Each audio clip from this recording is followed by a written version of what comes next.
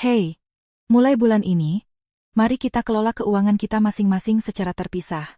Aku sudah muak menghidupimu. Suamiku menyatakan hal itu. Aku dengan senang hati menyetujuinya.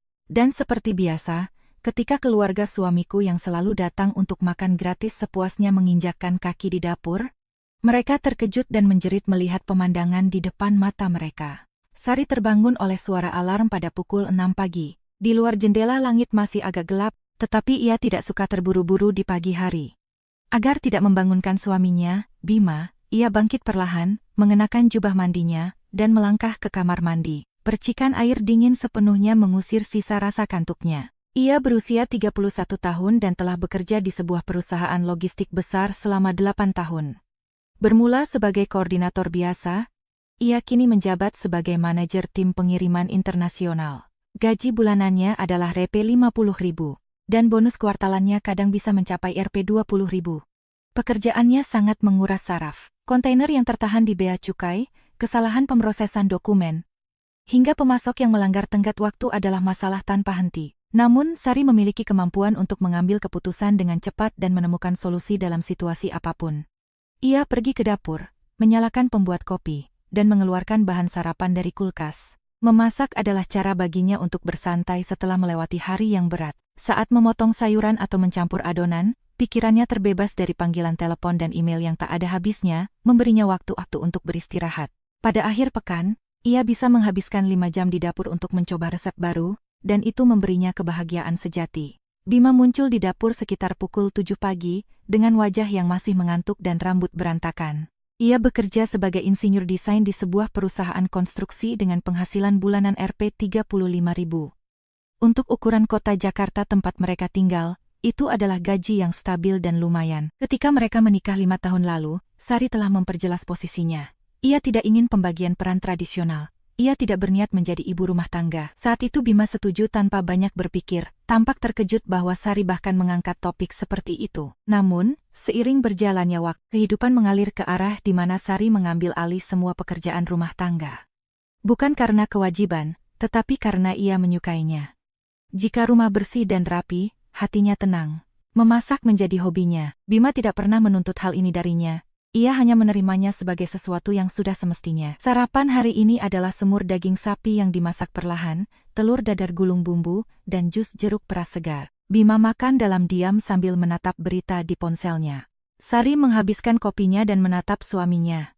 Pria itu tampak sedang memikirkan sesuatu, tetapi Sari tidak bertanya.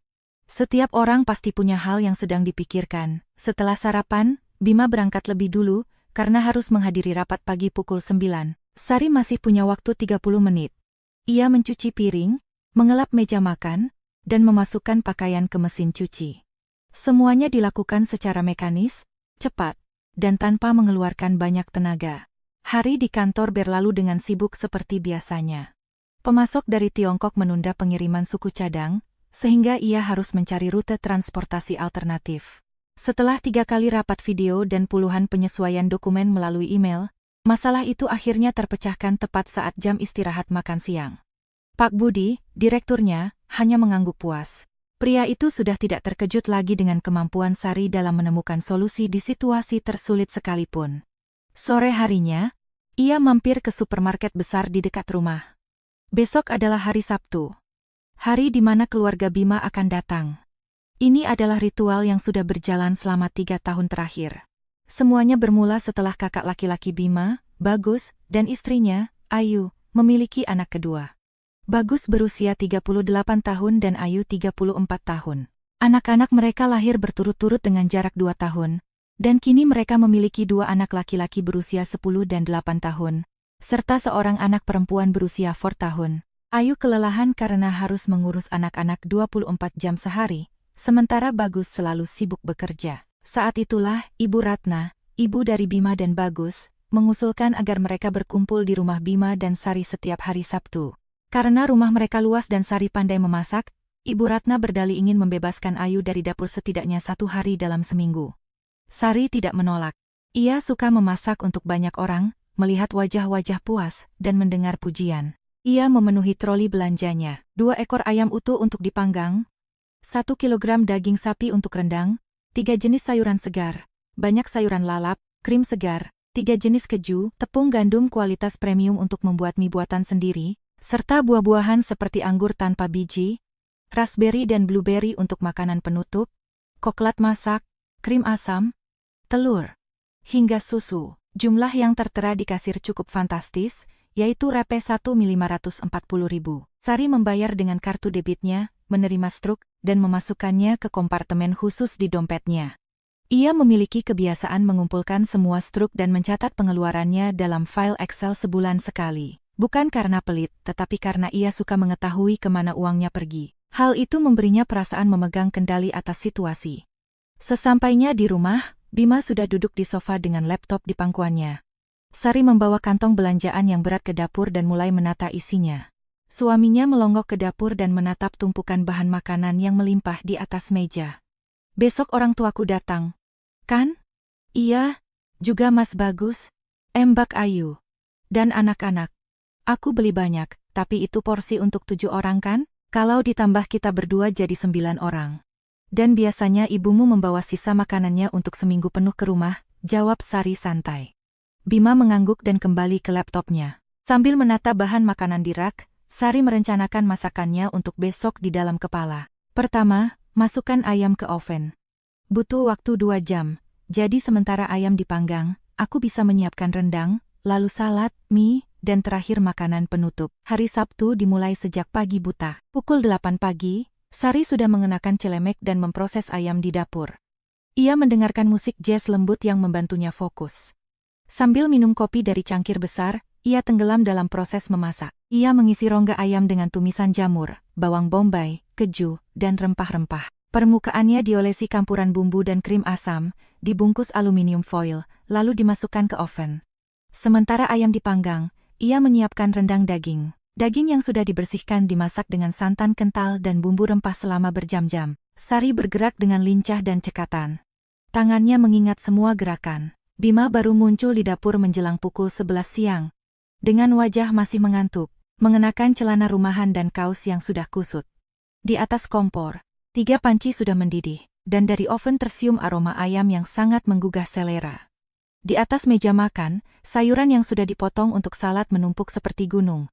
Aroma lezat menguar di udara. Ada yang bisa kubantu? Tolong siapkan meja di ruang tengah. Taplak meja yang baru ada di lemari piring. Ambil di rak atas. Bima patuh dan pergi mengambil sumpit serta peralatan makan. Sari sedang mengocok krim segar untuk fla puding buah dan tart buah. Tepat ketika ia menata raspberry segar di atas tart, bel pintu berbunyi. Jam menunjukkan tepat pukul 1 siang. Keluarga Bima selalu datang tepat waktu. Ibu mertuanya, Ibu Ratna, masuk lebih dulu. Ia berusia 58 tahun, bertubuh berisi dengan rambut pendek, dan selalu memasang ekspresi tidak puas. Di tangannya terdapat tas belanja besar. Sari tahu tas itu berisi wadah-wadah plastik kosong untuk membawa pulang makanan. Di belakangnya, kakak iparnya, Bagus, masuk dengan postur tinggi kurus dan wajah lelah dengan kantung mata. Diikuti oleh Ayu yang berwajah pucat serta ketiga anaknya. Anak-anak lelaki langsung berlari ke ruangan yang berisi mainan, sementara anak perempuannya memegang erat rok ibunya. Sari mulai membawa piring-piring makanan dan menatanya di meja makan. Ayam panggang oven utuh dengan kulit kuning keemasan dan sari daging yang melimpah, rendang daging yang dimasak hingga bumbunya meresap sempurna, salad sayur segar dengan keju ricotta, mie goreng seafood, asinan sayur segar, sup iga berkuah bening dan gurih, roti yang baru dipanggang dan masih hangat, stik sayur segar, serta tart buah yang sangat cantik hingga tak tega untuk dimakan telah disiapkan. Ibu Ratna berjalan mengelilingi meja makan seolah sedang menilai, memeriksa setiap hidangan. Kerja bagus. Ayamnya dipanggang dengan baik, tapi rendangnya ini seharusnya dimasak lebih lama lagi agar warnanya lebih gelap. Mie gorengnya juga agak kemanisan. Yah, masih dalam level bisa dimakanlah. Sari hanya tersenyum dalam diam. Ibu mertuanya selalu menemukan celah untuk mengkritik. Itu memang ciri khasnya. Setelah memberikan pujian yang pelit, ia pasti akan menambahkan kritik. Dulu Sari tidak pernah merasa jengkel, tetapi hari ini, entah mengapa hatinya terasa sedikit tertusuk. Makan siang itu berlangsung bising dan lama. Anak-anak lelaki berlarian di antara ruangan, dan butuh diteriaki 10 kali baru mereka mau duduk di meja. Anak perempuannya merengek dan tidak mau makan apapun selain roti. Orang dewasa makan sambil membicarakan urusan masing-masing. Bagus mengeluhkan kesulitan di tempat kerjanya. Atasannya menuntut hal mustahil, tenggat waktu mendesak, dan timnya tidak bisa mengimbangi. Ayu berbicara dengan suara pelan tentang konfliknya dengan guru TK yang menurutnya tidak mengawasi anak-anak dengan benar. Ibu Ratna mengeluhkan uang pensiunannya yang hanya sedikit. Uang 1 juta mana cukup untuk hidup. Harga barang naik setiap hari, keluhnya. Bima hampir sepenuhnya diam, hanya sesekali menimpali dengan kata-kata aman. Sari juga duduk diam mengamati mereka. Ia suka melihat orang-orang memakan masakannya, tetapi kesenangan hari ini tidak sama seperti biasanya. Setelah makan, saat semua orang bersandar di kursi dengan perut kenyang, Ibu Ratna seperti biasa mengeluarkan wadah penyimpanan dari tasnya. Berbagai ukuran wadah plastik. Ia mulai mengemas sisa makanan secara sistematis. Setengah ekor ayam di satu wadah, semua sisa rendang di wadah lain, seluruh sisa mie goreng, setengah salad, sisa sup iga, dan semua sisa roti. Sari hanya menonton dalam diam saat hidangan yang ia buat selama 5 jam dan menghabiskan uang lebih dari Rp1.500.000 itu dikemas dan bersiap untuk dibawa pergi. Dulu ini tampak normal. Ia berpikir lebih baik keluarga Bima membawanya daripada makanan itu sisa dan dibuang. Lagi pula, mereka punya 3 anak. Jadi itu akan jadi persediaan makanan seminggu. Namun hari ini, melihat ibu mertuanya memenuhi wadah-wadah itu, Sari tiba-tiba merasakan kejengkelan yang ringan. Apakah karena komentar tentang mie yang kemanisan? Atau kritik terhadap rendangnya? Ataukah sekadar emosi yang telah menumpuk selama 3 tahun? Keluarga suaminya pulang sekitar pukul semaisor. Bima membantu membersihkan meja makan dan memutar mesin pencuci piring. Sari mengelap meja dapur dan memasukkan sisa bahan makanan ke dalam kulkas. Hanya tersisa sedikit makanan, pas untuk makan malam Bima dan dirinya. Setelah makan malam, saat semuanya sudah beres dan ia akhirnya bisa beristirahat, Sari duduk di depan komputer dan membuka file Excel rincian pengeluaran yang telah ia catat selama beberapa tahun. Ini adalah kebiasaan sejak masa kuliah saat uangnya pas-pasan dan ia harus berhemat hingga sen terakhir. Ia memasukkan pengeluaran makanan hari ini. Rp1.540.000. Kemudian, semata-mata karena rasa penasaran, ia membuka sheet bulan sebelumnya dan mulai melihat sekilas biaya makan akhir pekan. Rp1.260.000. Rp1.320.000, Rp1.130.000, Rp1.650.000, angka-angka itu melintas di depan matanya. Sari membuka kalkulator dan mulai menjumlahkan. Dalam setahun terakhir, ia telah menghabiskan lebih dari Rp72.000 hanya untuk makan akhir pekan keluarga Bima. Ia bersandar di kursinya dan menatap layar. Uang lebih dari Rp70 juta. Ini belum termasuk biaya makan harian mereka berdua, tagihan listrik, air, kebutuhan sehari-hari, pakaian, serta hadiah ulang tahun dan hari raya. Sari belum pernah secara spesifik menghitung berapa banyak yang ia habiskan untuk keluarga Bima. Ia hanya berbelanja, memasak, dan menikmati prosesnya. Namun, sekarang setelah ia melihat jumlah uang ini secara hitam di atas putih, sesuatu di dalam hatinya berubah. Bukan berarti ia merasa marah atau kesepian. Sari pada dasarnya jarang marah. Ia menganggap kemarahan tidak efisien dan hanya membuang-buang energi. Namun, ia merasakan kejanggalan bahwa keseimbangan telah goyah. Ia menuangkan uang, waktu, dan usaha, namun sebagai balasannya yang ia terima hanyalah teguran bahwa mie gorengnya kemanisan. Namun, itu hanyalah sebuah pemikiran. Sari menutup file itu, meregangkan punggungnya yang kaku. Ia bangkit dan pergi menyiapkan makan malam ringan untuk dirinya dan Bima. Sup sayur bening dengan sisa potongan ayam dari siang tadi. Bima sedang menonton pertandingan sepak bola di ruang tengah. Sari membuat sekangkir teh herbal dan duduk di sebelahnya. Hari itu berlalu seperti biasa. Tidak ada hal istimewa yang terjadi. Minggu berikutnya, Sari menyadari Bima tampak memikirkan sesuatu. Saat ia pulang kerja pada sore hari, pria itu makan malam dalam diam, lalu duduk memegang ponselnya dengan dahi berkerut, membaca sesuatu dalam waktu yang lama. Sari tidak terlalu mempedulikannya. Setiap orang punya urusan dan pikirannya masing-masing. Pada Rabu malam saat mereka sedang makan malam, Bima tiba-tiba membuka mulut. Hendra cerita hal yang menarik padaku. Hendra siapa? Rekan kerja baru.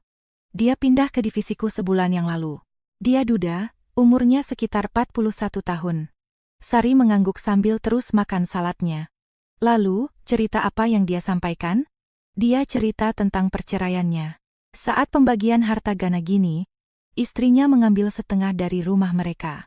Padahal selama 5 tahun terakhir istrinya sama sekali tidak bekerja dan hanya di rumah saja. Parahnya lagi, istrinya bahkan berpikir dia berhak mendapat uang tunjangan mutah. Bisa dibayangkan, bukan tunjangan anak, tapi tunjangan untuk dirinya sendiri. Hal seperti itu kan memang bisa terjadi, jawab Sari. Nah, itu dia. Kata Hendra, masalah terbesarnya adalah karena mereka menggunakan rekening bersama untuk biaya hidup. Karena mereka mengumpulkan semua uang di satu tempat, saat bercerai pengadilan memutuskan bahwa istrinya punya hak atas setengah dari uang itu. Sari mengangkat pandangannya dari piring dan menatap suaminya. Kenapa kamu menceritakan hal ini padaku? Aku cuma berbagi pengalaman saja. Katanya, kalau saja mereka mengelola uang masing-masing, perceraiannya pasti jauh lebih mudah. Karena setiap orang punya uangnya sendiri, jadi tidak ada tuntutan apa-apa. Oh, begitu. Bahkan, dia bilang pasangan zaman sekarang sebaiknya memisahkan manajemen keuangannya. Setiap orang bertanggung jawab dan tahu berapa banyak dan kemana uang mereka dihabiskan. Jadi tidak ada saling kontrol dan tidak ada pertengkaran. Sari menghabiskan saladnya dalam diam, lalu mengelap mulutnya dengan serbet. Bima, kalau ada yang ingin kamu sampaikan padaku, katakan saja secara langsung. Jangan berbelit-belit menggunakan cerita rekan kerjamu. Bukan, aku cuma memikirkannya sendiri saja. Baiklah kalau begitu. Sari bangkit, membawa piringnya dan pergi ke dapur.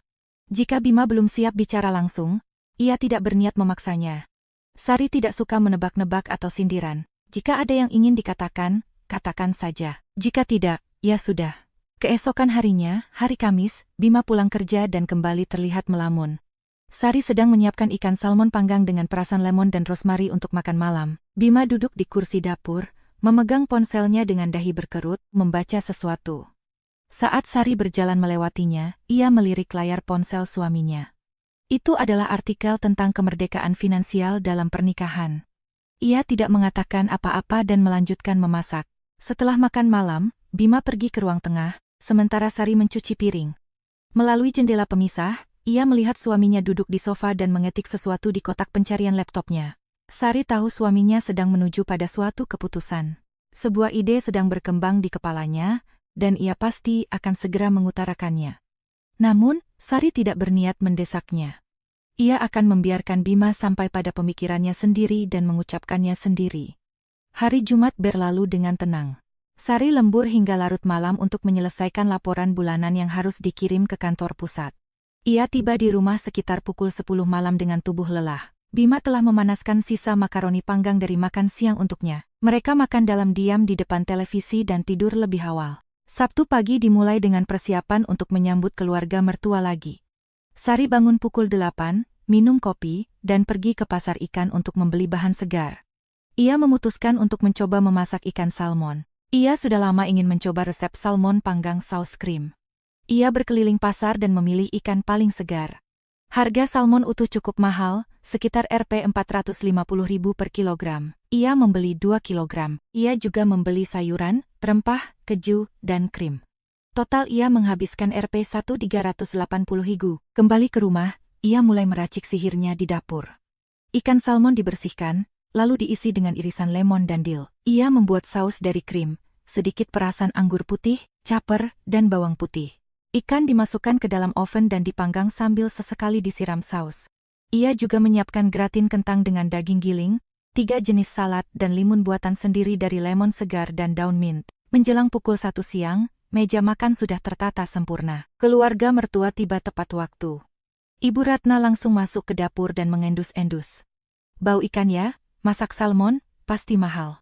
Sari tidak menjawab dan memindahkan salad ke mangkuk kaca yang cantik. Ibu mertuanya berdiri sebentar lalu pergi ke ruang tengah. Makan siang dimulai seperti biasa. Semua orang makan sambil memuji.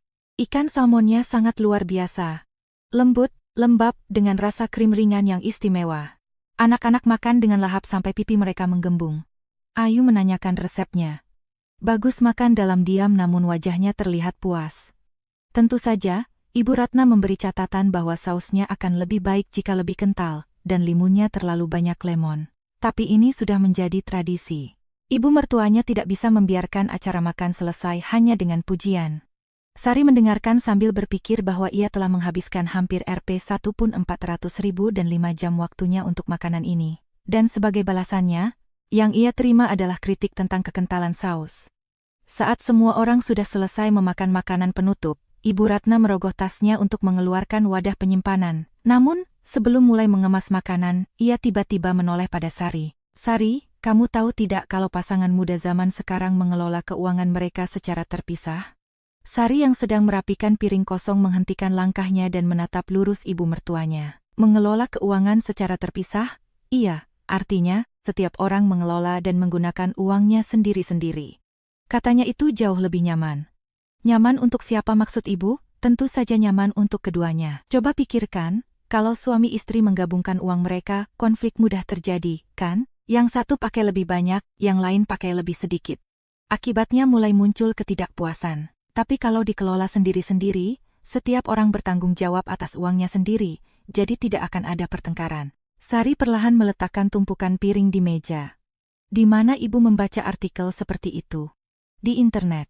Akhir-akhir ini banyak artikel tentang kemandirian finansial dalam pernikahan. Ibu mengirimkan satu untuk Bima dan menyuruhnya membaca. Benar kan, Bima? Bima yang duduk di ujung meja yang berlawanan mengangguk dengan wajah memerah. Sari tersenyum dalam diam. Pikirannya menjadi dingin dan sangat jernih. Dalam sekejap, ia memahami seluruh rangkaian peristiwa ini. Ibu Ratna melontarkan ide tersebut pada Bima. Bima merenungkannya, berkonsultasi dengan rekannya yang bercerai, dan membaca artikel. Dan kini, ibu mertuanya mengangkat topik ini di depan semua orang untuk mendesak situasi. Oh, begitu ya, ucap Sari singkat. Ibu Ratna, yang merasa terdorong karena menantunya tidak menolak, melanjutkan kata-katanya. Ibu membaca satu artikel yang sangat ibu setujui. Katanya, rekening biaya hidup bersama itu adalah peninggalan zaman kuno. Dulu wajar saja uang dikumpulkan jadi satu karena perempuan tidak bekerja dan hanya di rumah. Tapi sekarang semuanya bekerja, kan? Jadi setiap orang harus mandiri secara finansial. Ini cara zaman sekarang, kamu mengerti, kan? Saya sangat mengerti. Itu cara zaman sekarang, Sari setuju. Ibu mertuanya mungkin mengharapkan penolakan, tetapi karena tidak ada, ia terus melanjutkan. Lihat, kamu juga bekerja dan menghasilkan uang, kan? Jadi bagaimana kalau kamu dan Bima mencobanya? Uangmu kamu pakai sendiri. Bebas, kan? Tidak perlu laporan ke siapapun. Sari mengangguk, mengangkat piring, dan berjalan menuju dapur. Di belakangnya, ia bisa mendengar suara wadah plastik yang mulai diisi makanan oleh Ibu Ratna dengan wajah puas. Seluruh sisa ikan salmon, semua gratin kentang, 2 dari 3 jenis salad, dan semua sisa limun. Persediaan makanan untuk keluarga bagus selama seminggu penuh. Keluarga mertua pulang larut malam, Bima membersihkan meja makan tanpa suara, dan Sari mengisi mesin pencuci piring tanpa suara. Mereka tidak mengobrol. Keduanya tenggelam dalam pikiran masing-masing. Saat dapur sudah bersih, Sari masuk ke kamarnya, menyalakan komputer, dan membuka folder berisi dokumen keuangan. Ia mengeluarkan semua struk selama 1 tahun terakhir dari kotak di laci dan menyebarkannya di depannya, lalu membuka aplikasi perbankan dan mengunduh semua rincian transaksi kartu debitnya. Kemudian, ia mulai berhitung biaya makan akhir pekan untuk keluarga Bima. Lebih dari Rp72.000 dalam setahun. Ini murni biaya bahan makanan mentah. Biaya bahan makanan sehari-hari untuk mereka berdua. Rata-rata Rp9.000 per bulan. Setahun Rp72.000. Tagihan utilitas. Listrik, air, internet. Rp2.000 sebulan. Setahun Rp24.000. Jika dibagi 2, masing-masing Rp12.000. Kebutuhan sehari-hari, detergen, tisu toilet, sabun, sampo, DL. Sekitar Rp1.000 sebulan. Setahun Rp12.000. Pakaian. Sari memakai pakaian sederhana namun berkualitas. Ia jarang membeli baju, tapi sekali beli ia pakai lama. Setahun menghabiskan sekitar Rp20.000. Hadiah untuk kerabat. Ulang tahun ibu mertua biasanya kado senilai Rp1.000. Ulang tahun kakak ipar Rp1.000. Ayu Rp1.500. Untuk ketiga anaknya masing-masing Rp300.000, total Rp900.000. Saat Lebaran dan Tahun Baru, masing-masing mendapat hadiah lagi. Total hadiah dan angpau untuk kedua keluarga bisa mencapai sekitar Rp25.000 setahun. Sari membuat tabel terperinci dan memasukkan jumlah ke setiap kategori. Kemudian ia melihat totalnya. Dari gaji bulanan Rp50.000 uang yang keluar sebagai biaya hidup bersama hampir menghabiskan segalanya. Sisa uangnya sekitar Rp34.000. Setelah dikurangi biaya hidup, pajak, asuransi, DL yang ia tanggung secara tidak proporsional. Uang itu ia gunakan untuk ke kafe bersama teman, membeli kosmetik, dan barang-barang pribadi kecil. Sementara Bima, dari gajinya Rp35.000 Ia hanya memasukkan Rp21.500 ke 500.000 ke rekening biaya hidup. Itu pun kadang hanya setengah tagihan listrik dan kadang Rp3.000 kalau Sari memintanya untuk belanja. Ia memang pernah membeli barang besar seperti microwave baru atau vacuum cleaner, tetapi itu hanya terjadi sekali atau 2 kali setahun. Sisa uangnya yang sekitar Rp13.500 ia gunakan untuk dirinya sendiri.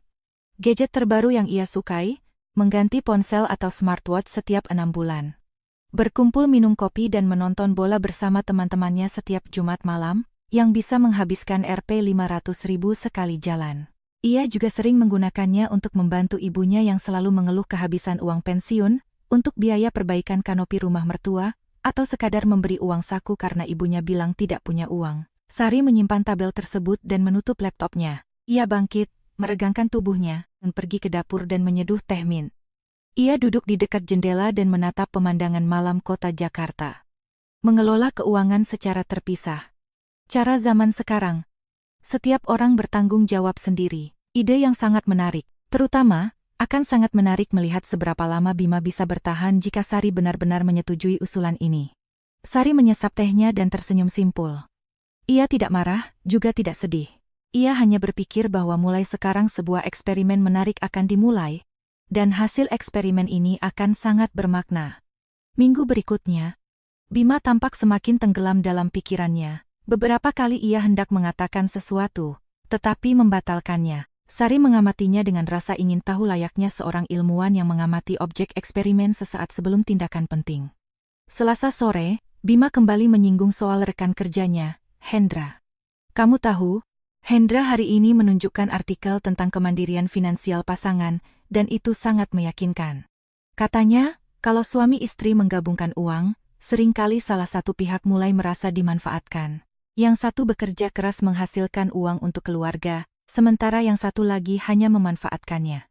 Sari tidak mengalihkan pandangannya dari talenan saat memotong tomat untuk salad. Apakah ada perasaan seperti itu di antara kita? Tidak, tentu saja tidak. Tapi secara teoritis itu bisa saja terjadi, kan? Banyak hal bisa terjadi secara teoritis. Masalah realitasnya apa? Bima terdiam. Sari tahu suaminya ingin melanjutkan perkataannya tetapi tidak tahu bagaimana caranya. Sari tidak memberinya bantuan.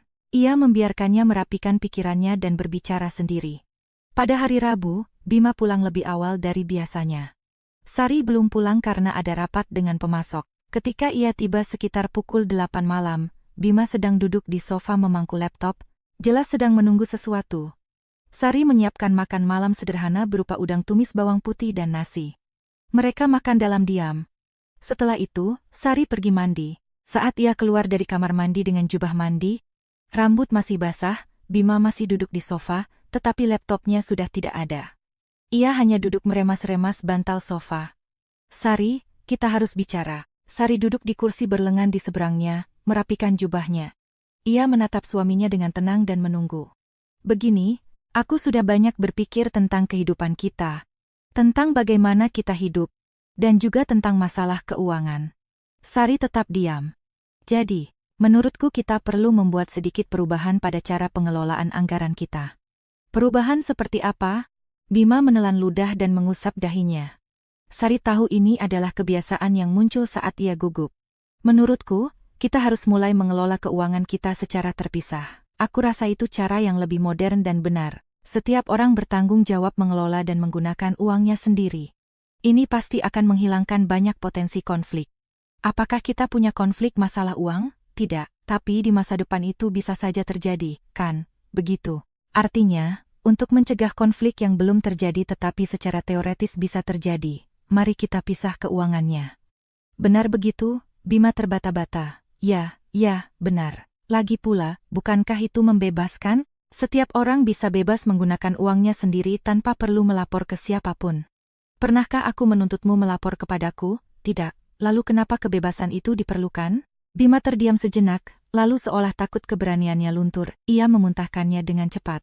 Hei, mulai gaji bulan ini mari kita pisah keuangan kita. Aku sudah muak menghidupimu. Keheningan melanda ruangan. Sari menatap suaminya tanpa mengubah ekspresi wajahnya. Di dalam hatinya tidak ada kesedihan, kemarahan, atau bahkan rasa terkejut.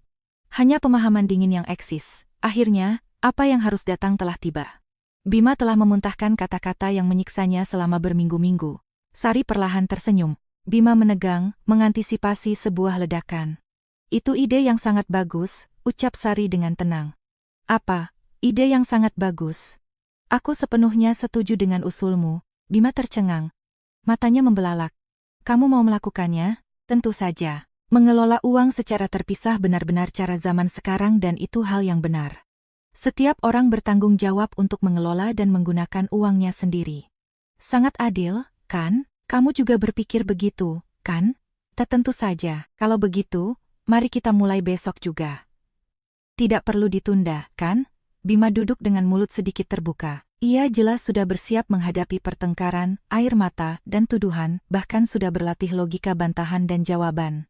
Namun yang ia dapatkan adalah persetujuan instan dan antusias. Kamu benar-benar tidak apa-apa. Kenapa aku harus menolak? Kamu benar, setiap orang harus mandiri secara finansial. Mulai besok kita akan memulai kehidupan baru. Aku senang kamu mengajukan usul ini. Sari bangkit, berjalan mendekatinya, dan mencium pipinya. Selamat malam.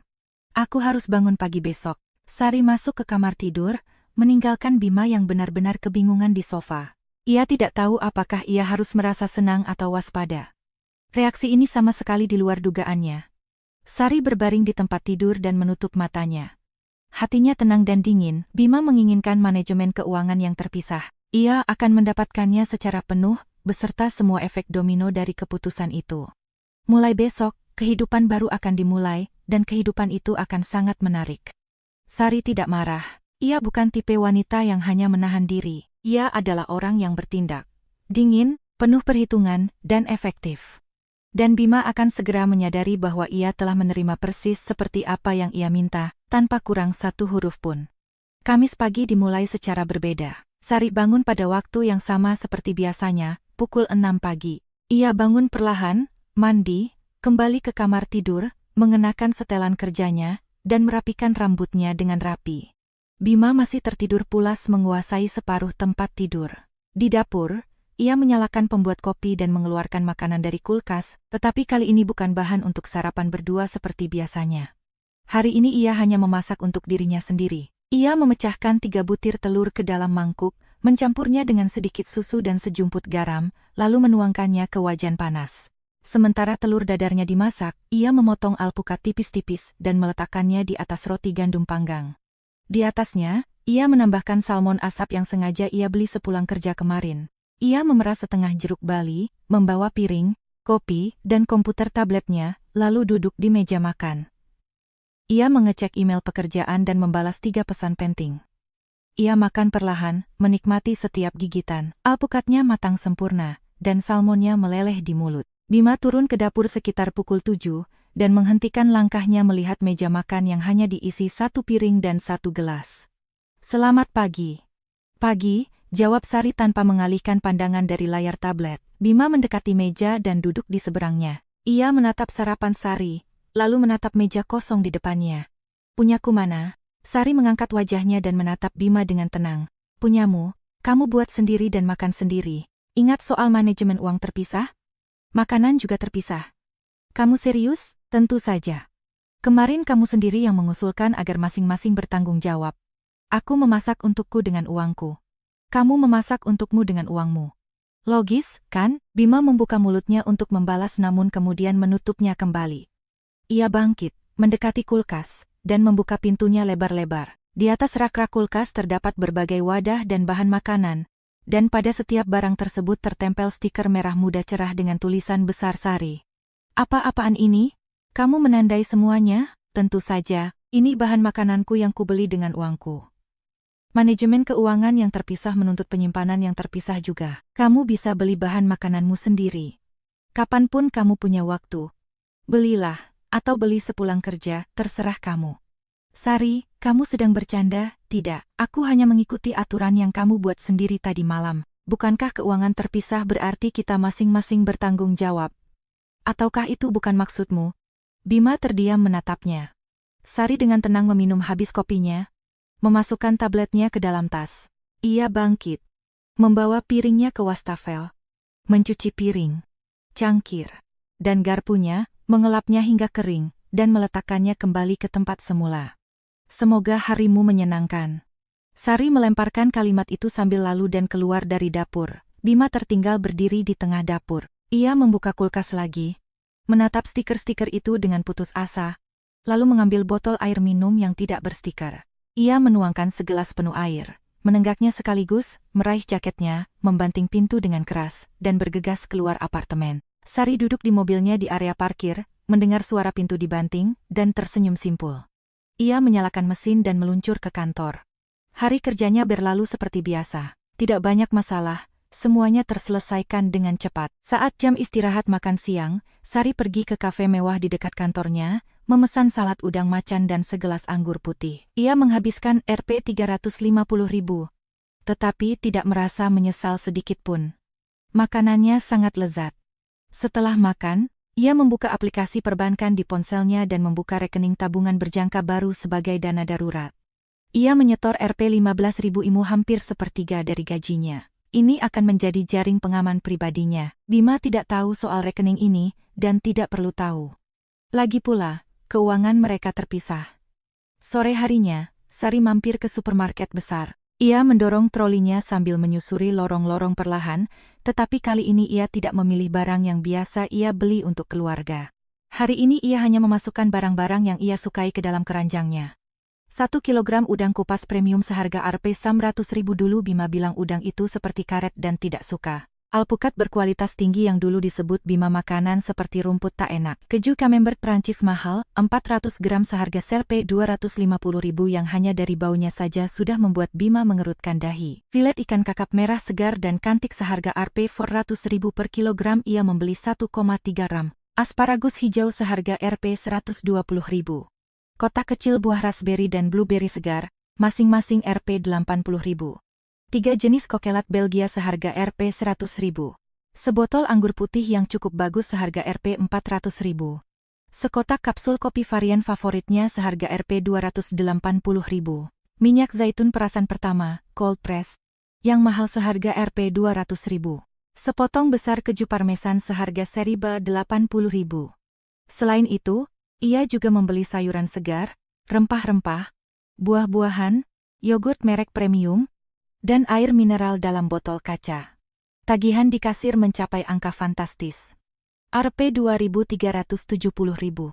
Sari membayarnya tanpa ragu. Ini adalah uangnya, dan ia akan menggunakannya untuk dirinya sendiri. Seperti yang ia janjikan. Saat tiba di rumah Bima sudah kembali. Ia duduk di sofa dengan wajah muram, menatap layar ponselnya. Sari berjalan melewatinya membawa kantong belanjaan yang berat menuju dapur. Bima bahkan tidak berdiri untuk membantu. Sari mulai mengatur belanjaannya. Udang dan ikan yang tidak langsung ia gunakan dimasukkan ke lasi atas freezer, dengan stiker terang bertuliskan Sari, alpukat, keju, sayuran, dan buah beri diletakkan di rak lain di kulkas. Tentu saja, semuanya ditempeli stiker. Begitu pula cokelat, kapsul kopi, dan minyak zaitun mahal. Dalam perjalanan pulang, ia mampir ke toko perabotan dan membeli sebuah lemari kabinet kecil. Ia segera merakitnya di sudut dapur, lalu memindahkan bahan makanan yang tidak perlu didinginkan ke dalamnya. Ia menutup pintunya dan memasang gembok kecil. Kuncinya dimasukkan ke kalung tipis dan ia kalungkan di lehernya. Tepat saat itu Bima masuk ke dapur, menatap lemari kabinet dengan gembok itu, dan memperhatikannya lekat-lekat. Apa-apaan ini lagi? Lemari bahan makananku. Aku menggemboknya agar tidak ada yang keliru memakan milik orang lain. Kamu serius? Manajemen keuangan terpisah menuntut batasan yang jelas, kan? Aku tidak ingin terjadi kesalahpahaman. Sari, kamu sudah gila? Sangat waras. Kamu sudah beli makanan untuk makan malammu. Bima terdiam. Sepulang kerja ia memang mampir ke minimarket, tetapi ia bingung tidak tahu apa yang harus dibeli, jadi ia hanya berdiri mematung. Akhirnya ia membeli makanan yang paling mudah dimasak, 1 bungkus nugget ayam beku, roti tawar mentega sosis murah dan mayones. Total sekitar Rp 150.000. Semua itu sekarang teronggok menyedihkan di rak paling bawah kulkas. Sari mengambil udang dari freezer dan mencairkannya. Sambil menunggu, ia memotong alpukat, tomat cherry, selada, dan menambahkan daun rucola. Udang itu ditumis dengan minyak zaitun, bawang putih, dan perasan jeruk lemon. Ia menatanya di atas selada, menambahkan alpukat dan tomat, lalu menyiramnya dengan saus dari campuran minyak zaitun, perasan lemon, dan mustard. Terakhir, ia memarut keju parmesan di atasnya. Ia menuangkan segelas anggur putih, meletakkan saladnya di nampan, memakai headphone untuk memutar musik, dan duduk di meja makan untuk menyantap makan malamnya. Menikmati setiap gigitan perlahan-lahan. Sementara itu, Bima merebus nugget ayam bekunya karena malas menggoreng. Ia memasukkan nugget ke air mendidih, mengaduknya sambil melamun menatap panci. 10 menit kemudian, ia mengangkat nugget itu dengan sendok sayur.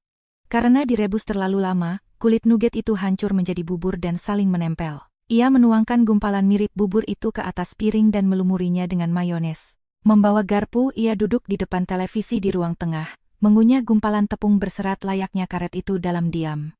Sari menikmati saladnya, lalu mencuci piringnya sendiri. Panci, sendok sayur, dan piring Bima yang kotor ia biarkan begitu saja di wastafel. Ia membawa buku dan pergi ke ruang tengah, duduk dengan nyaman di kursi berlengan. Bima meliriknya, melihat piring kosongnya sendiri, lalu melihat tumpukan alat masak kotor di wastafel. Ia akhirnya bangkit untuk mencuci piring. Selama 15 menit terdengar suara piring beradu diiringi gumaman umpatan rendah. Saat kembali, ia menjatuhkan diri ke sofa dan membenamkan hidungnya di ponsel. Malam itu mereka tidur larut, masing-masing berbaring di sisi tempat tidur yang berlawanan dan saling memunggungi. Hari Jumat dimulai dengan skenario yang sama. Sari menyiapkan sarapan oatmeal dengan buah beri dan kacang-kacangan, jus peras segar, dan kopi. Bima masuk ke dapur, menatap piring Sari, lalu melongok ke dalam kulkas. Bahan makanannya roti tawar dan sosis ada di rak paling bawah. Ia mengolesi roti dengan mentega, menaruh sosis di atasnya, dan mengunyah sandwich kering itu sambil mendorongnya dengan air putih. Sari menyelesaikan sarapannya, mencuci piring, dan berangkat kerja. Bima menatap kursi kosong milik Sari lalu menghabiskan air minumnya. Hari itu, ada evaluasi kinerja pertengahan tahun di kantor Sari. Pak Budi memanggilnya ke ruangan.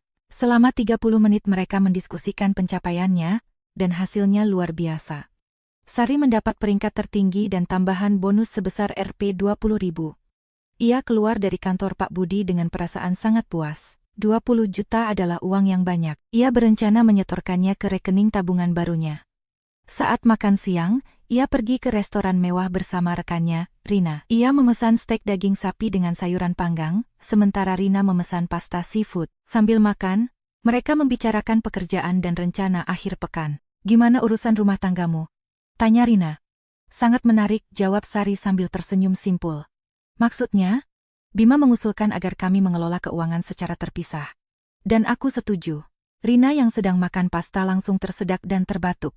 Hah, pisah keuangan? Iya. Mulai kemarin kami sepakat bertanggung jawab atas pengeluaran masing-masing. Terus gimana? Luar biasa, aku cuma masak untuk diriku sendiri, beli makanan cuma untukku. Dia juga sama. Kira-kira dia tahan berapa lama? Rina tertawa terbahak-bahak. Kamu memang luar biasa, aku suka gayamu. Dia tahan berapa hari? Ini hari kedua. Semalam dia makan malam pakai nugget rebus yang hancur jadi bubur. Dan pagi ini dia sarapan sandwich kering isi sosis murah. Sementara aku makan udang macan, alpukat, salmon, dan keju mahal. Semua barang yang dulu tidak pernah kubeli karena dia bilang tidak suka, sekarang ku makan semua. Bagus. Kadang orang memang harus dikasih pelajaran biar sadar. Mereka menyelesaikan makan siang dan masing-masing minum sekangkir kopi. Sari membayar Rp510.000 untuk bagiannya. Lumayan juga, dulu ia jarang pergi ke restoran semahal ini demi berhemat. Kini ia tidak perlu berhemat lagi. Seluruh uangnya hanya dipakai untuk dirinya sendiri.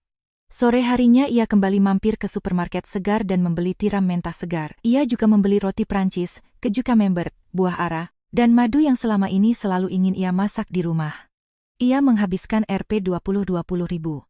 Saat tiba di rumah, Bima sedang duduk di sofa dengan wajah kelaparan. Siangnya ia makan di kantin kantor dengan menu seharga Rp60.000. Makanannya tidak enak, berminyak, dan membuat perutnya begah. Perutnya sakit sepanjang siang. Sari melenggang ke dapur membawa kantong belanjaan. Bima mengikutinya dengan pandangan mata, tetapi tidak beranjak dari tempat duduknya. Sari mulai menyiapkan makan malamnya sendiri. Menggunakan pisau khusus tiram yang baru ia beli, ia membuka cangkangnya. Tiram itu ditata di atas piring berisi es batu dan diberi perasan air lemon. Baguette dipotong tipis dan dipanggang sebentar di oven. Camembert ditata di piring dengan buah ara dan madu di sisinya. Ia menuangkan segelas anggur putih, duduk di meja dapur, dan menyalakan musik lembut. Tiramnya luar biasa, lembut dan membawa rasa laut yang segar. Ia membersihkan mulutnya dengan anggur. Sempurna. Bima masuk ke dapur dan melihat pemandangan itu. Tiram di atas es, keju mahal, gelas anggur. Sementara ia kelaparan dan kulkasnya hanya berisi roti tawar dan sosis yang sudah membuatnya muak. Sari mengangkat wajah dari piringnya. Ya, bisa tidak kita sudahi saja ini? Sudahi apa? Semua ini. Manajemen keuangan terpisah ini. Mari kembali seperti dulu. Bima, ini baru hari kedua. Kamu sendiri yang mengusulkan, kan? Kamu bilang ini cara zaman sekarang dan cara yang benar. Aku tidak menyangka kamu akan menelannya mentah-mentah secara harfiah seperti ini. Lalu bagaimana seharusnya aku menelannya? Kamu bilang mari pisah keuangan, dan aku setuju. Sekarang kita mengelola keuangan masing-masing. Setiap orang bertanggung jawab pada diri sendiri. Bukan itu maksudku. Lalu apa maksudmu? Bima membuka mulutnya tapi menutupnya kembali. Tak menemukan jawaban, ia berbalik dan keluar dari dapur. Sari meminum habis anggurnya dan menyelesaikan makan tiramnya. Ia mencuci piringnya, lalu pergi ke ruang tengah dan menyalakan drama di TV. Bima duduk di sofa dengan wajah gelap dan kelaparan. Tak lama, ia bangkit dan pergi ke dapur. Sari bisa mendengar suara Bima menggoreng sesuatu, diikuti bau gosong. 20 menit kemudian, Bima kembali dengan piring berisi telur mata sapi yang nyaris menjadi arang. Ia memakannya sambil mengernyit. Sabtu. Biasanya ini adalah hari di mana Sari bangun sangat pagi untuk mulai mempersiapkan kedatangan keluarga Bima. Namun hari ini, ia bangun jam 10 pagi, berbaring di tempat tidur sambil menggulir lini masa media sosial di ponselnya. Tidak ada yang perlu diburu-buru. Bima juga bangun kesiangan mendekati pukul 11. Ia keluar ke ruang tengah, meregangkan tubuh dan menguap. Tiba-tiba ia teringat sesuatu. Sari. Hari ini orang tuaku datang, kan? Sari sedang berbaring santai di sofa membaca buku. Ya, aku ingat. Kamu mau masak? Tidak. Bima mematung di tengah ruangan. Maksudnya tidak. Kan kita sedang mengelola keuangan secara terpisah. Aku tidak memasak untuk tamu. Keluargamu adalah tanggung jawabmu. Kalau kamu mau menjamu mereka, silakan masak sendiri. Atau pesan makanan pesan antar. Sari, ini tidak benar. Kenapa tidak boleh? Mereka keluargamu, bukan? Dulu kita punya rekening biaya hidup bersama, dan aku memberi makan mereka dengan uang bersama itu. Sekarang anggaran kita terpisah, jadi, kalau kamu mau memberi makan orang tuamu, gunakan uangmu. Tapi kan kamu yang biasanya selalu memasak. Kata kuncinya adalah dulu, bukan selalu. Sekarang aturannya sudah berubah, aturan yang kamu buat sendiri. Bima menyambar ponselnya dan berlari ke balkon. Sari bisa mendengar potongan percakapannya. Bima menelepon ibunya. Mencoba membatalkan atau setidaknya menunda kunjungan, tetapi Ibu Ratna bersikeras. Mereka sudah berangkat, mereka akan tiba dalam 1 jam. Bima kembali dari balkon dengan wajah pucat. Mereka sudah di jalan. Aku harus bagaimana, kan sudah kubilang. Masak atau pesan makanan? Masih ada waktu. Sari, tolonglah, berikan aku saran sedikit saja. Aku belum pernah memasak untuk orang sebanyak ini. Resep bertebaran di internet. Kalau tidak, pesan dari restoran yang bisa antar dalam waktu kurang dari 1 jam. Itu kan mahal, masak sendiri pasti jauh lebih murah. Pilihan ada di tanganmu. Bima mondar-mandir di apartemen selama beberapa saat, lalu menyambar jaketnya dan melesat keluar. Sari mendengar pintu depan dibanting, lalu suara mesin mobil Bima menyala. Sari dengan tenang melanjutkan membaca bukunya. 40 menit kemudian, Bima kembali dengan kantong belanjaan raksasa. Ia berlari ke dapur dan dengan panik menumpahkan isinya ke atas meja. Salad siap saji dalam wadah plastik dari supermarket, 3 loyang pizza beku, sayap ayam beku, chicken wings, kentang goreng beku, sushi gulung dalam kemasan plastik, dan sepotong kue bolu. Ia menyalakan oven pada suhu maksimal dan mulai memasukkan semuanya secara acak.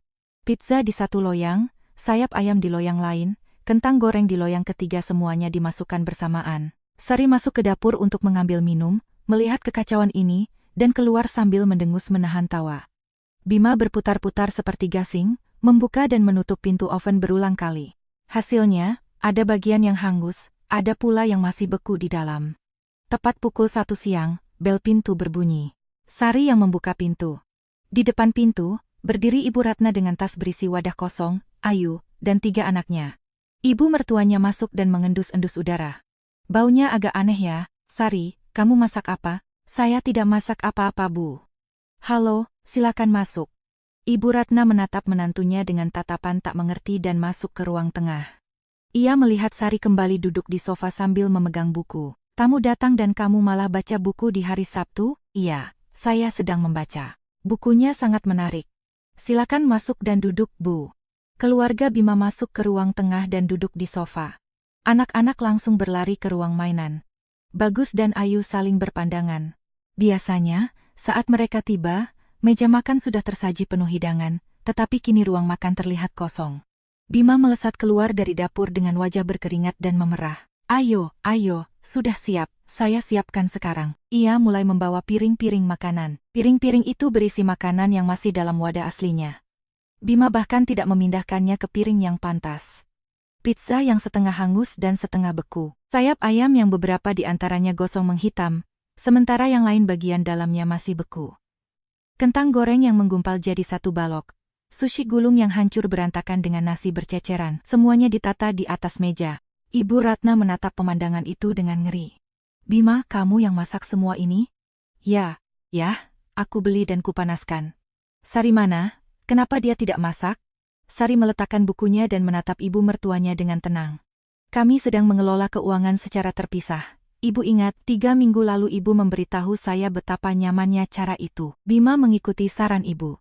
Sekarang kami masing-masing bertanggung jawab. Saya menggunakan uang saya untuk memasak bagi saya sendiri, dan jika Bima ingin menjamu tamu, ia menggunakan uangnya sendiri untuk memasak. Toh, ibu dan keluarga adalah keluarga Bima. Dia bebas menghabiskan uangnya untuk keluarga sendiri. Saya tidak melarangnya.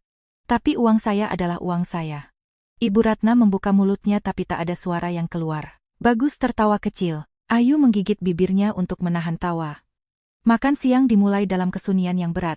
Semua orang duduk di meja makan dengan kanggung. Saladnya tidak enak. Salad sayur pabrikan dengan saus mayones berkualitas rendah yang mencurigakan. Pizzanya terasa mengerikan karena rasa gosong.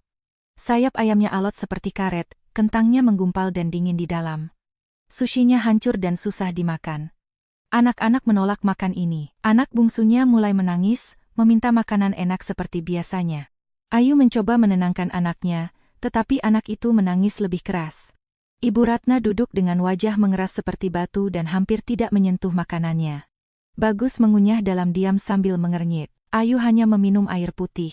20 menit kemudian, semua orang bahkan berhenti berpura-pura makan. Mereka hanya duduk dalam keheningan yang sangat kanggung. Biasanya, setelah makan akan ada hidangan penutup dan obrolan panjang. Hari ini, semuanya membisu. Ibu Ratna akhirnya tidak tahan lagi dan angkat bicara. Bima, tolong jelaskan apa yang sebenarnya terjadi. Bima menggoyangkan kakinya dengan ragu. Bu, ini karena aku dan Sari memutuskan untuk memisahkan pengelolaan keuangan kami. Kami bertanggung jawab masing-masing. Kenapa kamu melakukan hal seperti itu? Itu cara zaman sekarang, kan? Ibu sendiri yang bilang bahwa itu cara yang benar. Wajah ibu mertuanya memerah. Maksud ibu bukan seperti ini. Lalu apa maksud ibu sebenarnya? Sela Sari sambil menutup bukunya. Bisa ibu jelaskan? Ia berdiri, mendekati meja makan, dan duduk di kursi yang kosong. Ibu mertua, 3 minggu lalu ibu menyinggung soal keuangan terpisah kepada saya. Ibu bilang itu cara yang nyaman dan tepat untuk zaman sekarang. Bima mendengarkan perkataan ibu. Sekarang kami mengelola uang kami secara terpisah. Apa masalahnya? Masalahnya adalah kamu sedang mempermainkan kami. Membuat suamimu kelaparan dan menolak memasak untuk keluarga. Saya tidak membuat siapapun kelaparan. Bima sudah dewasa. Ia bisa memasak sendiri, pesan makanan, atau membeli makanan instan. Ia punya uang dan punya kemampuan, kan? Lagi pula, kewajiban seorang istri tidak mencakup keharusan memberi makan kerabat suami secara gratis setiap hari Sabtu. Saya bekerja dan menghasilkan uang untuk menutupi bagian biaya hidup saya. Bima juga sama. Kami sejajar. Ataukah menurut ibu kami tidak sejajar? Wajah Ibu Ratna memerah padam. Apa kamu selalu sedingin ini? Tidak, dulu. Karena saya menganggap kita adalah satu keluarga, saya dengan senang hati memasak untuk semuanya. Namun, karena ibu menyarankan pemisahan keuangan, itu berarti kita bukan lagi satu keluarga. Kami masing-masing bertanggung jawab atas diri sendiri.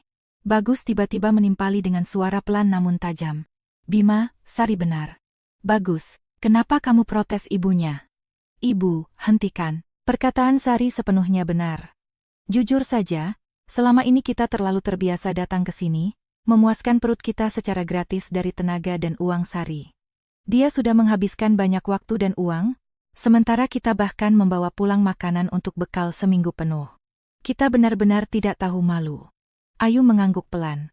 Mas Bagus benar. Setiap kali kita membawa pulang begitu banyak makanan, saya selalu merasa tidak enak. Tapi karena ibu bilang itu hal yang wajar dan Mbak Sari tidak keberatan, saya diam saja. Saya memang tidak keberatan, ucap Sari, saat anggaran kami digabung. Tapi sekarang karena anggaran kami dipisah, aturannya berubah. Ibu Ratna terdiam dengan bibir terkatup rapat. Tiba-tiba ia berdiri dan menyambar tasnya. Kita pulang. Ayo semuanya. Bagus dan Ayu juga bangkit, mengumpulkan anak-anak dan memakaikan jaket mereka. Di depan pintu, Bagus berbalik menatap adiknya. Bima, pikirkan baik-baik. Sari tidak salah. Semua kekonyolan ini bermula dari idemu sendiri. Pintu tertutup. Bima berdiri di tengah ruang tengah, menatap sisa-sisa makanan yang menyedihkan, piring-piring kotor, dan pintu yang tertutup. Lalu ia menoleh pada Sari. Istrinya telah kembali ke sofa, membuka halaman bukunya yang ditandai, dan mulai membaca lagi. Sari. Ya, bisakah kita benar-benar menyudahi ini? Kembalikan semuanya seperti semula. Bima, ini baru hari ketiga loh. Manajemen keuangan terpisah yang kamu usulkan secara langsung. Baru 3 hari sudah mau menyerah? Aku bukan menyerah. Aku hanya sadar bahwa ini salah. Secara spesifik, apa yang salah? Semua hal ini makan sendiri-sendiri, masak sendiri-sendiri, bukankah kita keluarga? Kita harus bersama-sama. Lalu, mengapa kamu mengusulkan keuangan terpisah? Bima terdiam. Kamu mendengar cerita Hendra, rekan kerjamu yang seluruh hartanya diambil mantannya, kan? Dan kamu mendengarkan saran ibumu yang melempar ide tentang pisah uang. Itulah sebabnya kamu berpikir aku memanfaatkanku, menggunakan uangmu sembarangan. Ucapanku benar? Mungkin tidak semuanya, tapi, iya, kamu benar. Kamu mengira keuangan terpisah akan memberimu kendali. Aku hanya menggunakan uangku, dan kamu hanya menggunakan uangmu, lalu semua akan puas. Tapi kamu tidak pernah berpikir bahwa keuangan terpisah juga berarti kehidupan yang terpisah di segala aspek, kan? Tanggung jawab masing-masing untuk segala hal. Bima duduk di sofa dan membenamkan wajah di kedua tangannya. Aku memang bodoh. Iya, kamu memang bodoh. Tapi ini bisa diperbaiki. Bima menengadah dengan pandangan penuh harap. Kamu mau memaafkanku? Terlalu dini bicara soal maaf. Pertama-tama, kamu harus paham betul apa yang telah kamu lakukan. Sari meletakkan bukunya, bangkit dan pergi ke dapur. Ia kembali membawa laptopnya, duduk di sebelah Bima, dan membuka file Excel pengeluaran. Lihat, ini adalah rincian pengeluaran kita selama 1 tahun terakhir. Ada struk dan bukti transfer untuk setiap kategori. Semuanya. Bima melihat angka-angkanya dan matanya perlahan membelalak. Biaya makan akhir pekan untuk keluargamu. Rp72.000 setahun. Ini murni bahan baku. Waktuku, tenaga, listrik, air tidak termasuk. Aku tidak tahu. Biaya makan harian kita berdua setahun Rp72.000. Tagihan utilitas, Rp24.000 masing-masing, Rp12.000. Kebutuhan sehari-hari dan pakaian Rp30.000 mas. Hadiah dan angpau lebaran untuk keluarga Rp25.000 mul. Sari menunjukkan kategorinya satu persatu. Bima memucat dan membisu. Kesimpulannya, dari gajiku Rp50.000, hampir semuanya keluar sebagai biaya hidup bersama, menyisakan sekitar Rp34.000. Tunggu, nyaris tidak bersisa untuk tabunganku sendiri jika dirata-rata. Dan kamu, dari gajimu Rp35.000, kamu hanya menyetor Rp21.000 ke 500.000 ke rekening bersama. Sisa Rp13.500.000 kamu gunakan untuk dirimu sendiri. Teman-temanmu, ibumu, jajanmu. Di mana letak adilnya? Bima tak mampu menjawab. Sari menutup laptopnya. Inilah alasan mengapa aku langsung setuju untuk memisahkan keuangan kita. Aku ingin menunjukkan padamu seberapa besar kontribusi nyataku dalam keluarga ini, dan apa yang kuterima sebagai imbalannya. Hanya keluhan tentang mie gorengku yang terlalu manis. Sari bangkit dan meletakkan laptopnya di meja. Kalau kamu sudah benar-benar meresapi hal ini dari lubuk hatimu, baru kita bisa bicara lagi. Ia masuk ke kamar tidur dan menutup pintunya.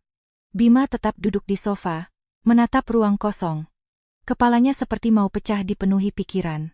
Bima benar-benar tidak tahu. Ia tidak pernah menghitung dan tidak pernah berpikir.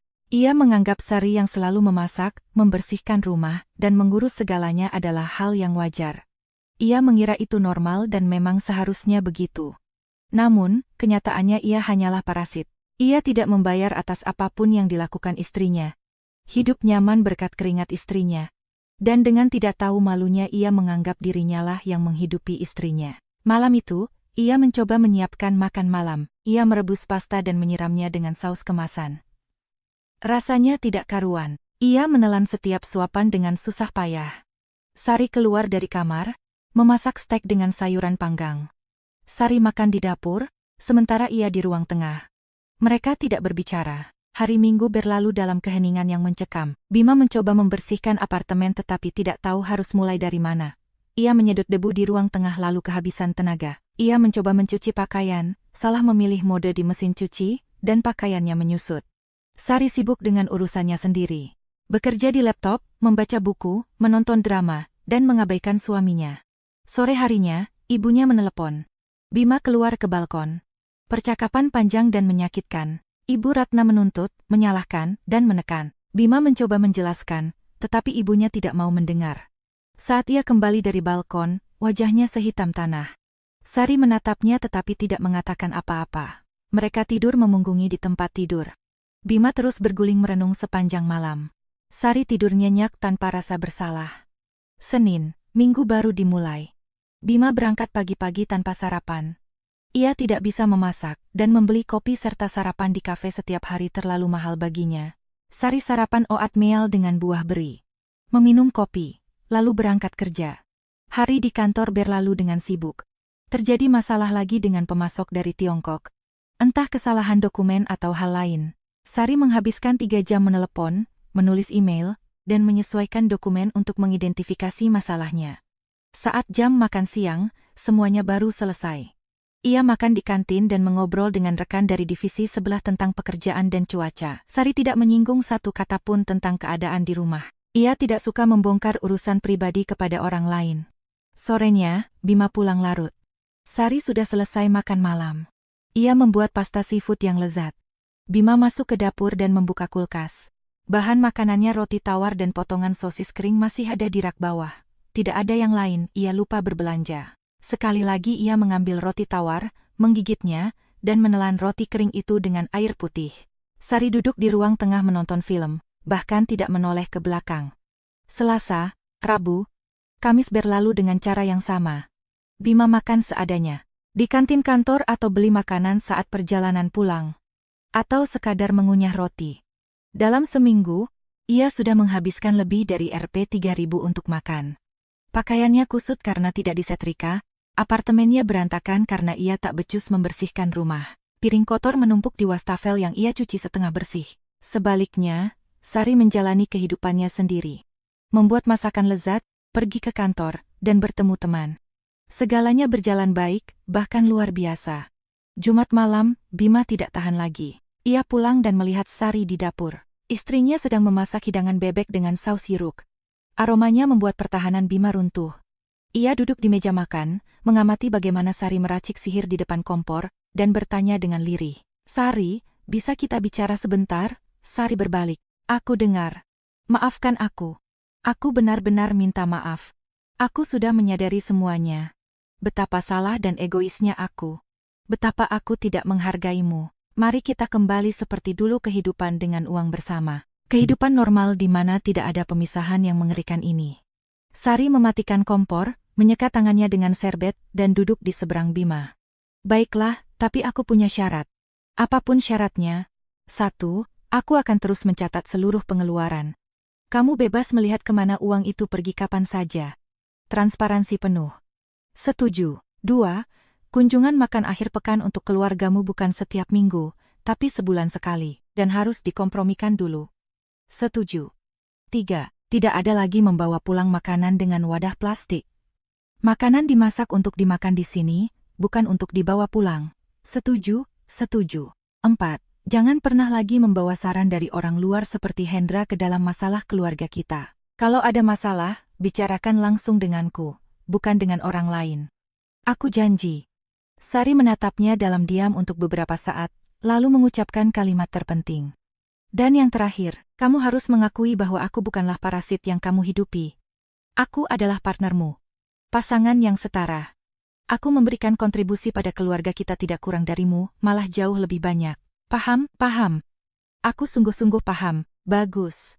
Kalau begitu kita kembali menggunakan uang bersama. Bima berdiri dengan penuh semangat dan memeluk Sari. Sari menghentikannya dengan isyarat tangan. Tunggu, aku memaafkanmu. Tetapi aku tidak bisa melupakannya. Kata-kata yang kamu ucapkan waktu itu bahwa kamu sudah muak menghidupiku akan selamanya terekam dalam ingatanku. Sari, maksudku tidak seperti itu. Aku tahu, tapi kata-kata itu sudah diucapkan. Dan mulai sekarang, aku akan selalu ingat bahwa di saat krisis, kamu tidak mendukungku tapi malah menyalahkanku. Hal itu telah mengubah sesuatu di antara kita selamanya. Sari bangkit dan kembali ke kompor untuk melanjutkan menyiapkan makan malam. Namun kali ini, bukan hanya untuk dirinya sendiri, melainkan untuk berdua. Bima duduk di meja makan dan menyadari bahwa sesuatu yang sangat penting dalam hubungan mereka telah hancur, dan dialah yang menghancurkannya. 1 minggu berlalu setelah percakapan di dapur itu. Bima memohon agar mereka kembali ke rekening bersama. Tetapi Sari belum mengizinkannya secara penuh. Dengan pandangan dingin, Sari berkata, "Masih terlalu dini, Bima. Kamu belum sepenuhnya mengerti apa yang telah kamu lakukan." Bima mencoba membujuknya, tetapi Sari bersikeras. Manajemen keuangan terpisah terus berjalan. Tanggung jawab penuh ada pada diri masing-masing. Bima tetap bertahan hidup dengan makanan instan dan makanan murah kantin. Pakaiannya kusut, dan area apartemen yang menjadi tanggung jawabnya terlihat kotor. Ia menghabiskan lebih banyak uang untuk hidup dibanding sebelumnya, tetapi kualitas hidupnya merosot drastis. Di sisi lain, Sari makmur. Ia memasak makanan premium, memakai pakaian yang disetrika rapi, dan terlihat sangat nyaman. Area ruangannya berkilau bersih. Ia menabung, bertemu teman, dan makan di restoran enak. Pada minggu kedua di hari Senin, Ibu Ratna menelepon Bima. "Bima, kami akan datang hari Sabtu ini. Ibu kangen pada kalian." Bima mematung dengan telepon di telinganya. "Bu, situasinya sekarang sedang rumit." "Situasi apa? Apakah kami tidak boleh berkunjung ke rumah anak kami sendiri? Kami datang untuk makan siang seperti biasa ya." "Bu, tidak bisa. Pokoknya hari Sabtu kami datang," potong ibunya lalu menutup telepon. Bima duduk dengan wajah pucat. "Apa yang harus kulakukan? Sari pasti tidak akan mau memasak, dan aku tidak bisa memasak untuk orang sebanyak itu." Sore harinya, ia mencoba bicara dengan istrinya. "Sari, hari Sabtu orang tua dan Kak Bagus mau datang." Sari tidak mengalihkan pandangan dari bukunya. "Aku tahu. Aku dengar saat kamu menelepon kemarin. Mau membantuku?" "Tidak. Sari, tolonglah. Sekali ini saja." Sari menutup bukunya dan menatapnya. "Bima, keuangan kita masih terpisah. Keluargamu adalah tanggung jawabmu. Sangat adil, kan? Tapi aku tidak bisa memasak. Maka belajarlah. Atau pesan makanan pesan antar, atau beli makanan siap saji. Ada banyak cara." "Sari, tidak, aku serius. Ini adalah pengelolaan terpisah yang kamu minta dan kamu mendapatkannya. Hiduplah dengan cara itu." Sari bangkit dan masuk ke kamar. Bima terduduk memegangi kepalanya di sofa. Ia stres sepanjang minggu. Bingung harus beli apa, masak apa, dan bagaimana menyiapkan makan siang untuk 7 orang. Ia mencoba mencari resep di internet, tapi semuanya terlihat terlalu sulit. Hari Kamis, ia akhirnya mengambil keputusan. Ia menelepon sebuah restoran kelas atas di dekat kantornya dan memesan catering pengiriman untuk makan siang hari Sabtu. Salad, hidangan utama, dan makanan penutup yang dikemas rapi dengan kualitas restoran. Ia harus membayar Rp 2.850.000. Nyaris sepertiga dari sisa gajinya habis hanya untuk 1 kali makan. Tetapi ia tidak punya pilihan lain.